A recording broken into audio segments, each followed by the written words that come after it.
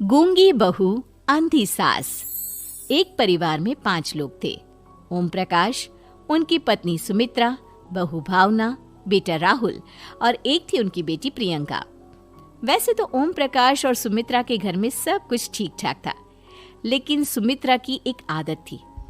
घर में कुछ भी गलत या सही हो तो वो किसी से कुछ नहीं कहती, और भावना स्वभाव की इतनी सीधी सादी थी कि अगर कोई उसके साथ गलत भी करता तो भी वो उसे कुछ नहीं कह पाती। इसी के चलते प्रियंका और राहुल घर में मनमानी चलाते रहते, क्योंकि घर को संभालने वाली औरतें इस तरह से रहती थी जैसे वो गूंगी और अंधी हो। माँ, मैं अपनी सहेलियों के साथ पिकनिक पर जा रही हूँ। ठीक है बेटा, चली जाओ। और मुझे आने में रात हो जाएगी, देर से ही आऊंगी मैं। अच्छा, कोई बात नहीं बेटा।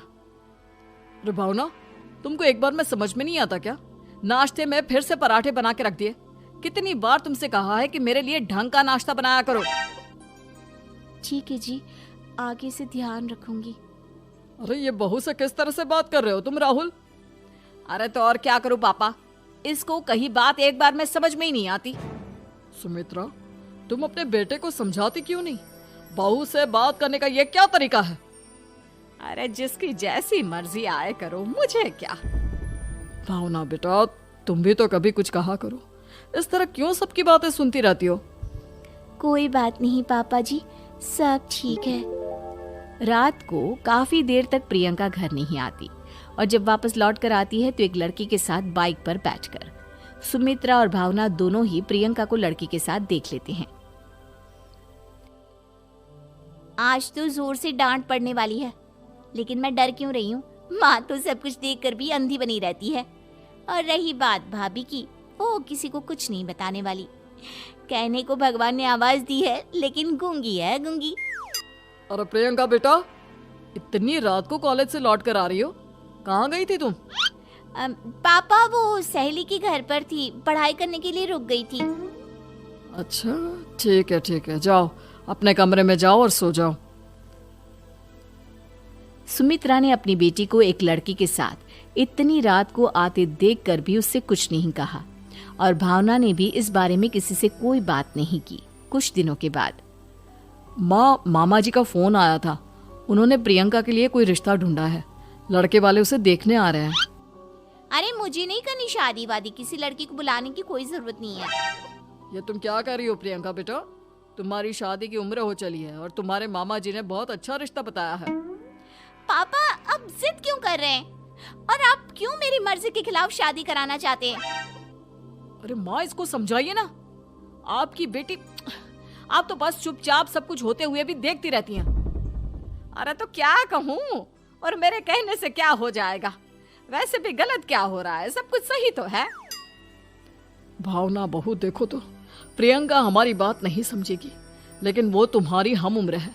क्या पता तुम्हारे कहने से उसे कुछ समझ में आ जाए। नहीं पापा जी, मेरे कहने से कुछ नहीं होगा। मैं प्रियंका को कैसे समझा सकती हूँ? वो ननद है मेरी, कहीं मेरी किसी बात का बुरा मान गई तो? सुमित्रा और भावना में से कोई भी प्रियंका को कुछ नहीं समझाता। इस बात से राहुल और ओम प्रकाश जी दोनों ही परेशान हो जाते हैं।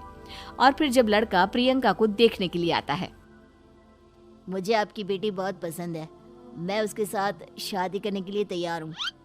देखो, मुझे तुमसे शादी नहीं करनी, और ये बात जितनी जल्दी समझ में आ जाए अच्छा रहेगा। अरे तो फिर आप लोगों ने मुझे यहाँ बुलाया ही क्यों? माफ कर दो बेटा, वो हमारी बेटी जरा गुस्से में है, हम उसे समझाने की कोशिश करते हैं। हाँ, देखिए आप नाराज मत होइए, वो तो उसने बस ऐसे ही कह दिया होगा। अरे कोई ऐसे ही कुछ कहता है क्या? और ये आपकी पत्नी और माँ, ये दोनों इस तरह चुपचाप क्यों बैठे हैं, जैसे इस घर के मेंबर ही ना हो? आपके घर में सब कुछ ठीक तो है ना? अरे सब कुछ ठीक है बेटा। सुमित्रा, समझाओ ना अपनी बेटी को। अरे क्या समझाऊं, क्या होगा समझाने से? सब ठीक ही तो हो रहा है, गलत क्या हो रहा है? भावना, प्रियंका को अंदर लेकर जाओ और उससे समझाओ कि कितना अच्छा रिश्ता है। इतना अच्छा लड़का है, इस तरह से बिहेव ना करे। नहीं जी, मैं किसी से कुछ नहीं कह सकती जी। अरे अजीब परिवार है, मुझे तो यहाँ से निकलना पड़ेगा। इस तरह से तो आपकी बेटी की शादी किसी से नहीं हो सकती। जिसके घर की औरतें गूंगी और अंधी बनकर बैठ जाए, उस घर का कुछ नहीं हो सकता। ओम प्रकाश और राहुल सुमित्रा और भावना की हरकतों की वजह से बहुत परेशान हो जाते हैं। एक दिन वो दोनों आपस में बात करते हैं। पापा, समझ में नहीं आता कि भावना और माँ को कैसे समझाया जाए। सही कहते हो बेटा, तुम और मैं काम के सिलसिले में सारा दिन घर के बाहर रहते हैं और घर की दोनों औरतें जिन्हें सारा घर संभालना चाहिए गूंगी और अंधी बनकर बैठी हैं। पापा आप ही बताइए इसका क्या उपाय है। मेरी तो कुछ समझ में नहीं आता बेटा, लेकिन हमें कुछ तो करना पड़ेगा क्योंकि इन सब की वजह से प्रियंका बहुत ज्यादा बिगड़ती जा रही है। तुमने देखा उसने किस तरह से बिहेव किया था। अरे लेकिन पापा हम करेंगे क्या? हमें एक नाटक करना होगा। कुछ दिनों के लिए हम भी गूंगे और बहरे बन जाते हैं, उसके बाद इन दोनों औरतों को अकल आएगी। हाँ पापा, शायद आपकी बात ठीक है। हम दोनों हर बार बात को संभाल लेते हैं और इसी वजह से माँ और भावना कुछ भी करने की कोशिश ही नहीं करते। और फिर अगले दिन, भावना, नाश्ते में क्या बनाया है? जी पराठे बनाए हैं। मेरे लिए पोहा बना दो। अच्छा जी ठीक है, अभी बना देती हूँ जी। बहू, नाश्ते में क्या बनाया है? पापा जी पराठे हैं और पोहे बन रहे हैं। अरे बहू, मुझे तो उपमा खाने का मन था, मेरे लिए उपमा बना दो। ठीक है पापा जी, अभी बना देती हूँ। भाभी जल्दी से जरा मेरा कॉलेज का टिफिन तो पैक कर देना। और सुनो, मुझे ना भिंडी की सब्जी खाने का मन है। सुमित्रा चुपचाप बैठी बैठी सब कुछ देख रही थी। उसने किसी से कुछ भी नहीं कहा और ये देखकर भावना को मन ही मन गुस्सा आ रहा था, लेकिन वो किसी से कुछ नहीं कह रही थी। उसे लग रहा था कि ओम प्रकाश जी जो हमेशा उसकी साइड लेते थे वो भी आज चुपचाप बैठे हुए थे। शाम के वक्त प्रियंका अपने बहुत सारे दोस्तों को लेकर घर आती है और उधर दूसरी तरफ से राहुल भी अपने ऑफिस के दोस्तों को लेकर घर आ जाता है।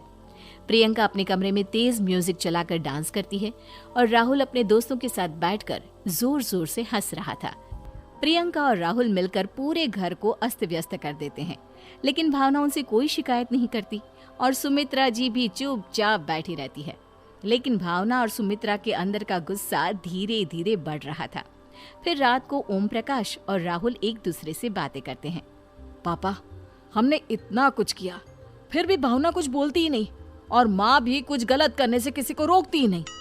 तुम चिंता मत करो बेटा, इन दोनों के अंदर का गुस्सा भर रहा है और बहुत जल्दी बाहर आने वाला है।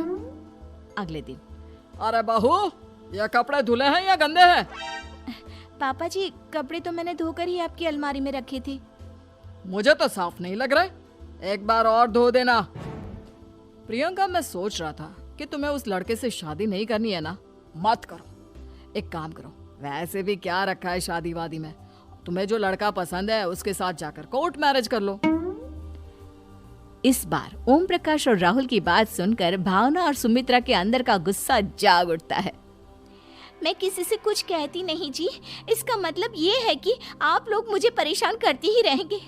कल 4 बार मुझसे नाश्ता बनवाया, आज पापा जी मुझसे धुले हुए कपड़ों को बार बार धुलवा रहे हैं। अरे मैं इंसान हूँ जी, कोई मशीन नहीं हूँ। तुम दोनों ने मिलकर इस घर की कैसी हालत बना दी है और अपनी बहन को भागकर शादी करने के लिए कह रहे हो। तुम भाई हो या दुश्मन? ओम प्रकाश और राहुल जोर जोर से हंसने लगते हैं। अरे इसमें हंसने की क्या बात है? हम लोग यहाँ इतने परेशान हो रहे हैं जी, तुम लोगों को ऐसी हरकत करने के बाद भी हंसी आ रही है। ये क्या कर रहे हैं जी आप दोनों? यही तो हम चाहते थे कि सुमित्रा तुम अंधी होकर ना बैठी रहो। घर में कुछ भी गलत हो तो उसे रोकने की कोशिश करो। और भावना, तुम अपने साथ हो रहे गलत व्यवहार पर भी कभी मुंह नहीं खोलती, ये सही बात नहीं है। मैं चाहता था कि तुम्हारी भी जुबान खुले, तुम गलत बात का विरोध करो। गूंगी बहू और अंधी सास की ये जोड़ी इस घर में अब नहीं चलेगी। उम्मीद है कि आपको हमारी ये कहानी पसंद आई होगी। कृपया हमारे चैनल को सब्सक्राइब करें और सभी अपडेट्स के लिए बेल आइकन जरूर क्लिक करें। और हाँ, वीडियो लाइक और शेयर करना मत भूलिएगा। Bye bye.